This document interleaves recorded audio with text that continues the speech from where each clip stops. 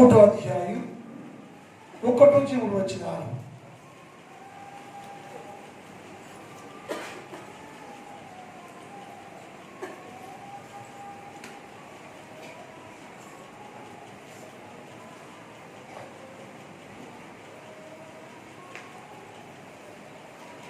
మన పరిశుద్ధ గ్రంథం నుండి మీకా గ్రంథము 1వ అధ్యాయము 1వ వచనం నుండి 3వ వచనం వరకు చదువుతున్నాము.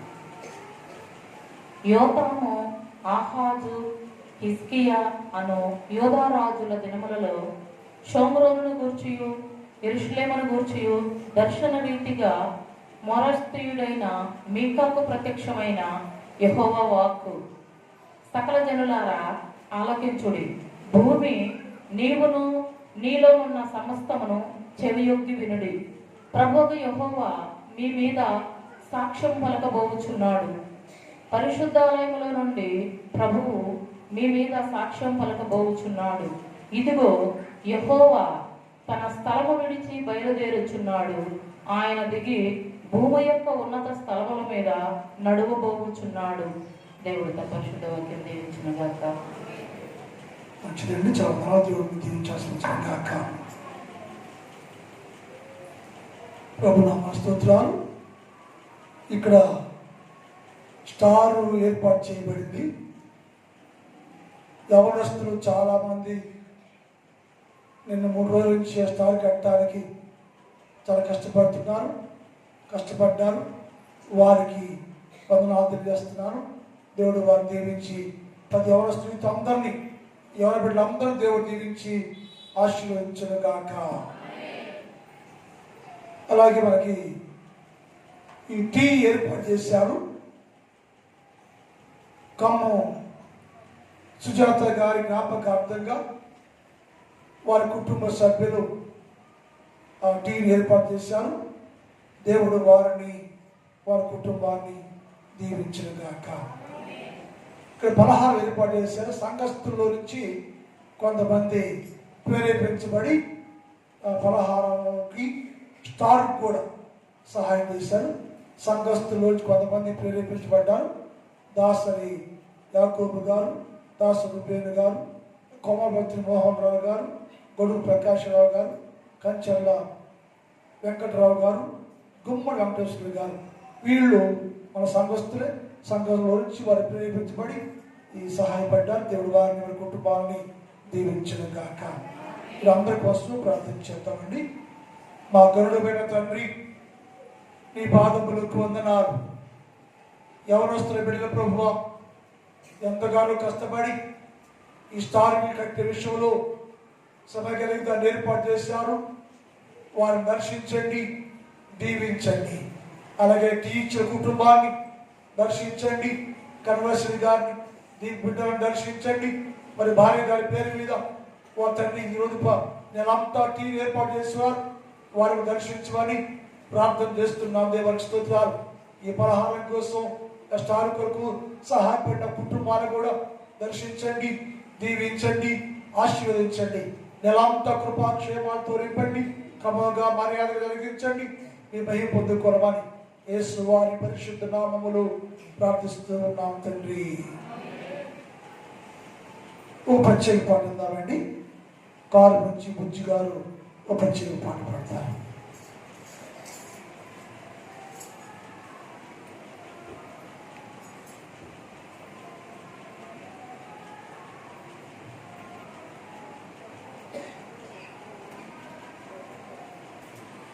ప్రభునామానికి స్తోత్రాలు. ఈ సమయం ఇచ్చిన దేవాన్ని దేవునికి వేళ కలిపి స్తోత్రాలు. పాట పాడి దేవుని నామాన్ని మాత్రమే మహిమలు కలగాలి. నీ జన్మయన జీవితానికి మరో జన్మనిచ్చింది యేసయ్యా. నీవు పుట్టకపోతే రక్షణ లేదు, నీవు రాకపోతే ఆదరణ లేదు. ఆరాధ దైవమా, ఆరాధనా నీకే. నీ జన్మయన జీవితానికి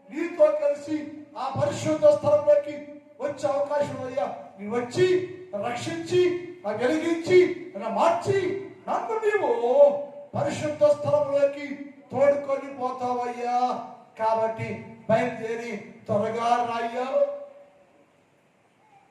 నువ్వు వస్తే నేను జీవిస్తానయ్యా, నువ్వు వస్తే పుడతానయ్యాను, నువ్వు వస్తే బతుకుతానయ్యాను అంటే ఆయన అన్నాడు, నా రక్షణ బయలుదేరింది, అది వచ్చేసింది, మీలోనే ఉంది, వచ్చింది.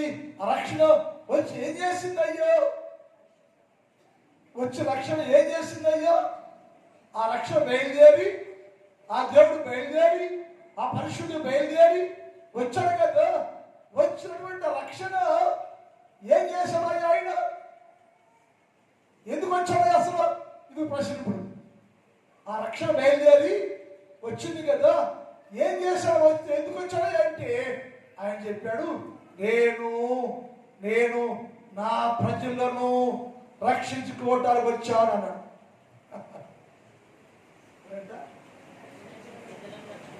ఆయన ప్రజలెవరు? ఆయన ప్రజలెవరండి?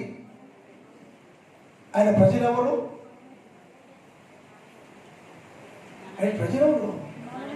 మీరా? ఆయన ప్రజలు ఇశ్రాయేలీయులు. థర్డ్ స్టెప్ ఉంది. ఆయన ప్రజలు ఎవరయ్యా అంటే ఇశ్రాయేలీయులు. బైబిల్ అంటుంది, ఆయన తన ప్రజలు వారి పాపం నుంచి ఆయన రక్షించుకున్నాడు.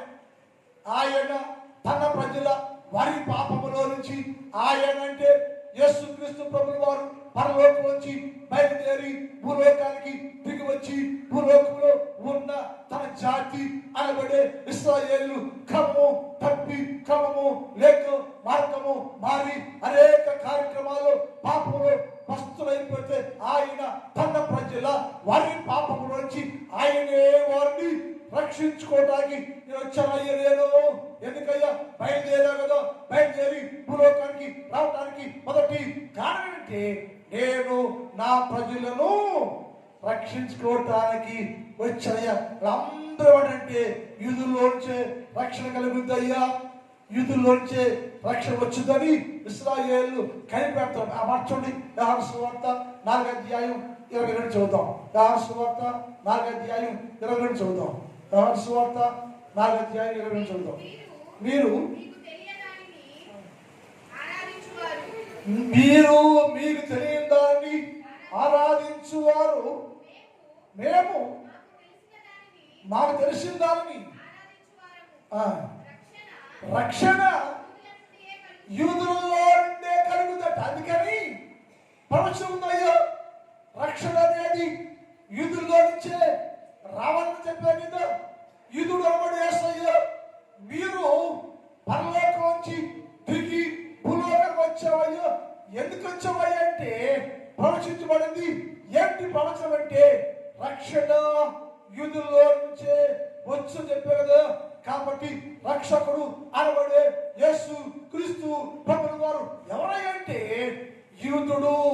ఆయన మొదటిగా ఎడవచ్చాడంటే యూదుల్లోకి వచ్చాడయ్యో, తన జాతిలోకి వచ్చాడయ్యో. జాతి వారిని ఇశ్రాయేలు తన ప్రజలందరినీ రక్షించుకోవడానికి వచ్చాడయ్య. నేను మరి అందరినీ రక్షించి బలపరిచి పరలోక రాజ్య సంబంధిగా చేయడానికి నేను బయలుదేరి భూలోకానికి దిగి వచ్చావయ్యా. ఎందుకంటే జిల్లందరినీ రక్షించాలి. ఎవరయ్యా అంటే ఒకటి నా ప్రజలు, తన ప్రజలైన ఇశ్రాయేలందరినీ రక్షించుకోవటానికి ఆయన దిగి వచ్చాడని లేఖనాలు రాయబడి. వాళ్ళు ఎలా ఉన్నట్టు వాళ్ళు తన ప్రజలు వారి పాపాల్లో నిమగ్నమైపోయి ఉండరు. తన ప్రజలు వారి పాపాల్లో నిమగ్నమైపోయాడు. ఏ ప్రజలైతే పాపములో చనిపోయారో, పాపములో నిమగ్నమైపోయి జీవిస్తున్నారో, తన ప్రజలైన ఇశ్రాయేలులందరినీ లేక యూదా జాతిని బతికించి రక్షించుకోవడానికి ఆయన వచ్చాడని రాయబడింది. ఎందుకు వచ్చావయ్యా బయలుదేరంటే ఒకటి తన ప్రజలను రక్షించుకోవటానికి.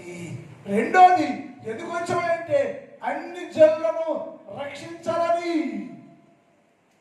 ఒకటేమో యూదులను, రెండేమో అన్ని జనాంగాన్ని. మనమందరం అన్యులుగా ఉన్నాం.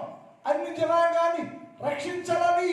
అన్ని జనులు దేవుడేడి, దేవుడేడి, ఎలా ఉంటాడు, ఎలా ఉంటాడు, ఎక్కడ ఉంటాడు అని ఎదురు చూస్తున్నప్పుడు అన్ని జనాంగానికి తన్ను తాను బయలుపరుచుకొని, తన్ను తాను ప్రత్యక్షపరుచుకొని అన్యులందరినీ మార్చుకోవడానికి ఆయన దిగి వచ్చాడని లేఖనాల్లో రాయబడింది. రోమా పత్రిక 11వ అధ్యాయం 26 చూద్దాం. రోమా పత్రిక 11వ అధ్యాయం 26 చూద్దాం. ప్రవేశించినప్పుడు సియోనులో నుంచి వచ్చి, యాకోబులో నుంచి భక్తి గమనించి, యాకోబులో నుంచి భక్తి క్షీరం తొలగించి నేను వారి పాపాలను పరిహరించినప్పుడు నా వలన ఇదే రాయబడినట్టు ఇశ్రాయేలు జనులందరూ రక్షించబడుదురు. సువార్త విషయమైతే వారు ఇశ్రాయేలు మొదటేమో ఇశ్రాయేలు ఇంటి వారి రక్షణ వచ్చింది. వారిని బట్టి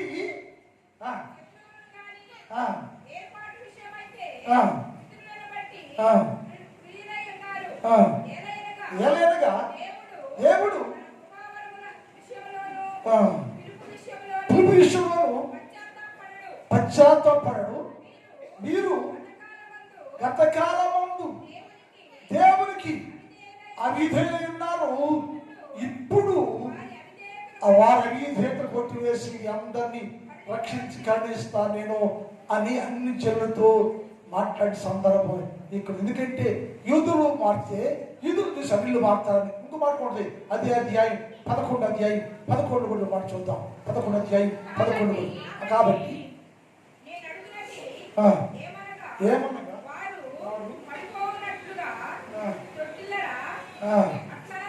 అట్లా పడిపోరా, తొట్టిల్లుతారు, పడిపోతారు. అట్లా అనరాదు. వారికి రోషం పుట్టించడానికై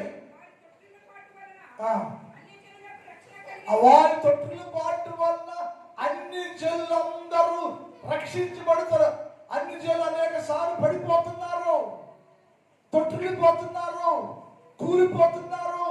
సత్యం ఎరగక, సత్యం లేక, వాక్యం లేక, వాక్యం ఉండలేక, వాక్యం ఎరగక వారు దేవునికి దూరమైపోయి తొట్టిల్లు పోతున్నారు. అట్టి తొట్టిల్లు వారు మంచి ధైర్యం. తొట్టిల్లు వారు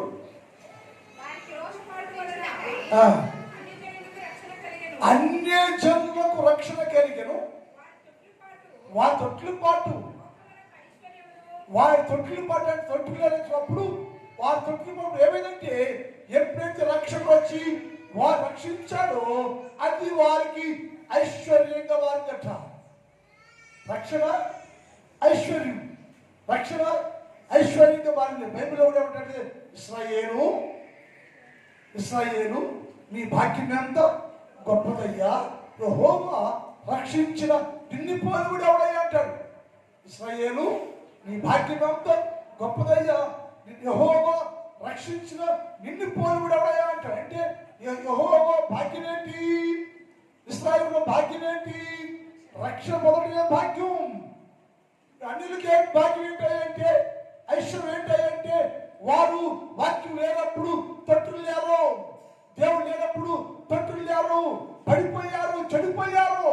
ఇప్పుడైతే వారిలోనికి రక్షణ వాక్యము ప్రవేశించింది, రక్షణ వారిలోనికి వచ్చింది. ఆ రక్షణ వస్తే అందరూ రక్షించబడితే అది వారికి ఐశ్వర్యంగా మారేను, ధర్మగా మారేను, గంటగా మారేను, సొత్తుగా మారేను, విలువైన ఆస్తిగా మారింది. ఏది? రక్షణ. వారిని అన్ని రక్షించుకోవటానికి యేసు ప్రభు వచ్చాడు. చివరిగా చెప్పాడు, ఎందుకు వచ్చావయ్యా అంటే ఆయన పాపులందరినీ రక్షించలే నేను. పాపంలో కూడా లేకు అక్కడ చూశాను నేను. పరలోకంలోండి ఈ భూలోకంలో ఎవరు చూశానో ఆ పాపులందరూ చెడిపోయారే, పడిపోయారే, పాడైపోయారే. ఆ పాపులందరూ నేను రక్షించుకోవటానికి నేను పరలోకాన్ని విడిచిపెట్టి భూలోకానికి వచ్చానయ్యా. వాళ్ళు ఎవరయ్యా? వాళ్ళెవరు? మానవులుగా పాపములు ఇంకా పాపంలోనే ఉండి 100 సంవత్సరాలు అయిపోయినా, 100 సంవత్సరాలు దాటిపోయినా ఇంకా మారు మనసు లేక, రక్షణ లేక, ఎవరు మారినట్టు నటిస్తూ జీవిస్తున్నాని మనందరం పాపులు. ఈ పాపం రక్షించుకోవడానికి ఆయన పరలోకంలో బయలుదేరి భూలోకానికి వచ్చి భూలోకంలో నీ ఇంటింటో తిరిగి నిన్ను మార్చి నీ పాపాన్ని తీసివేసి, నీ పాపాన్ని మరుగు చేసి, నీ పాపాన్ని తీసివేసి నిన్ను రక్షించుకొని పరలోక రాజ్య సంబంధిగా చేయటానికి ఆయన నీ యొద్దకు బయలుదేరి వచ్చాను. ప్రార్థన మిగిలిన భాగాన్ని మరలా ఉదయకాల ధ్యానంలో ప్రార్థించి ఒక్క నిమిషం మోకరించండి.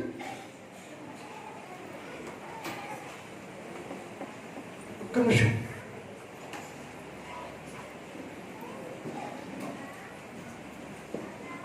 ఒక్క నిమిషం మోకరించండి. చిన్న ప్రార్థించండి.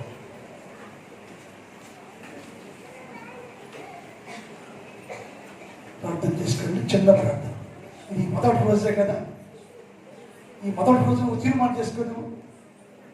నా కోసం వచ్చావయ్యా, నా కోసం నువ్వు వచ్చావయ్యా. నా పాపాన్ని తీసేయాలని, నాకు రక్షించుకోవాలని, నా పాపాన్ని మార్చాలని, నన్ను పరిపూర్ణ చేయాలని దిగొచ్చావయ్యా.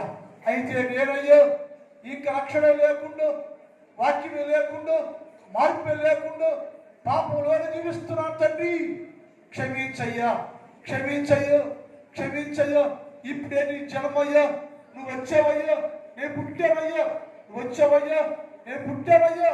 నా కొత్త జన్మ కావాలేసయ్యా. ప్రార్థన చేసుకోమా, ప్రార్థన చేసుకో, ప్రార్థన చేసుకో, ప్రార్థన చేసుకోమా.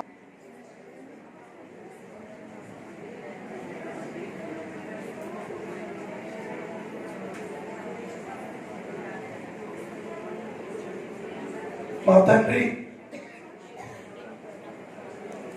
ఈ రాత్రి కాలంలో ఈ క్రిస్మస్ ధ్యాన గుడికలో మొదటి రోజు తండ్రి విలువైన సందేశాన్ని మమ్మల్ని పెట్టారు. మీరు గ్రహించి పండితుల వలే కాకుండా ప్రవచనాన్ని గ్రహించి ప్రవచనాన్ని అర్థం చేసుకొని దాని ప్రకారం జీవించే భాగ్యము దయచేయండి. నువ్వు బయలుదేరావయ్యా, లోకంలోకి వచ్చావు తండ్రి. ఎందుకు వచ్చావో మేము నేర్చుకుంటున్నాం. నెలంతా ఈ వాక్యాన్ని మేము ధ్యానం చేస్తున్నప్పుడు మేమేమి ఉన్నామో, ఎలా ఉన్నామో పరీక్షించుకోవడం సహాయం చేయండి. ఈ రాత్రి కాలంలో ఈ స్థలంలో ఉన్న ప్రతి బిడ్డను దీవించండి. ప్రతి కుటుంబానికి సంతోష క్రిస్మస్ శుభాలు కలుచే. నెలంతా ప్రతి ఇంటిలో ఉత్సాహము, సంతోషము, ఉత్సవంతో ఈ బిడ్డలందరూ ప్రకాశించే వారిగా సహాయం చేయమని ప్రార్థన చేస్తున్నాను. దీవించండి, ఆశీర్వదించండి. యేసు వారి పరిశుద్ధ నామములో ప్రార్థిస్తున్నాం తండ్రి. కూర్చోండి, కొన్ని నిమిషాలు రెస్ట్ తీసుకుందాం. ఈరోజు పాటలు పాడుకోవచ్చు.